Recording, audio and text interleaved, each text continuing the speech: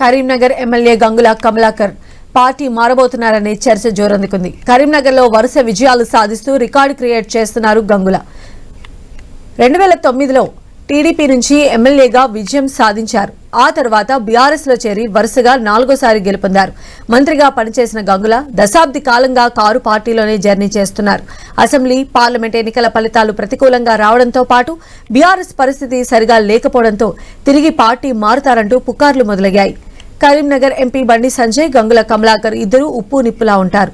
ఇద్దరి మధ్య చాలా అంశాల్లో మాటల యుద్ధం తారాస్థాయికి చేరిన సందర్భాలు ఉన్నాయి. అయితే ఇటీవల బండి సంజయ్ కు కేంద్ర హోంశాఖ సహాయ మంత్రి దక్కడంతో సోషల్ మీడియా వేదికగా ఎమ్మెల్యే గంగుల శుభాకాంక్షలు తెలిపారు. దీంతో పార్టీ మార్పు ప్రచారానికి ఊతమిచ్చినట్లయింది. ఈ పోస్టును ఎవరికి తోచినట్లు వాళ్లు అనువదించుకుంటున్నారు. గంగుల మాత్రం నో కామెంట్ అన్నట్లుగా మౌనం పాటిస్తున్నారు. మరోవైపు సీఎం రేవంత్ రెడ్డి, గంగుల మధ్య సన్నిహిత సంబంధాలు ఉన్నాయి.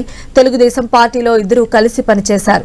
ఆ తర్వాత రాజకీయ పరిణామాలతో చెరో గూటికి చేరారు. రేవంత్ రెడ్డి సీఎం అయిన తరువాత గంగుల హస్తం గూటికి చేరతారనే ప్రచారం జరిగింది. మంత్రి పొన్నం ప్రభాకర్, గంగుల కమలాకర్ రాకకు అడ్డు చెప్పినట్లుగా మరో టాక్ వినిపించింది. అయితే కరీంనగర్ పర్యటనలో గంగుల ఇంటికి వెళ్లిన కేసీఆర్, కేటీఆర్ పార్టీ మారకుండా నచ్చచెప్పారని తెలుస్తోంది. గంగుల కూడా పార్టీ మారటం లేదనే స్పష్టతనివ్వడంతో కొన్ని రోజుల పాటు జరుగుతున్న ప్రచారానికి తెరపడింది. ఇక ప్రస్తుతం బీజేపీ పుంజుకోవడంతో పాటు కరీంనగర్లో బండి సంజయ్ భారీ మెజార్టీతో విజయం సాధించారు. కేంద్ర హోంశాఖ సహాయ మంత్రిగా పదవి దక్కించుకోవడంతో గంగుల కమలాకర్ పంతాలు పక్కన పెట్టి బండి సంజయ్ కు శుభాకాంక్షలు తెలిపారు. ఆయన కాషాయ గడ్డువా కప్పుకోవడానికి ముహూర్తం ఫిక్స్ అయ్యే పోస్టు పెట్టి ఉంటారనే టాక్ నడుస్తోంది.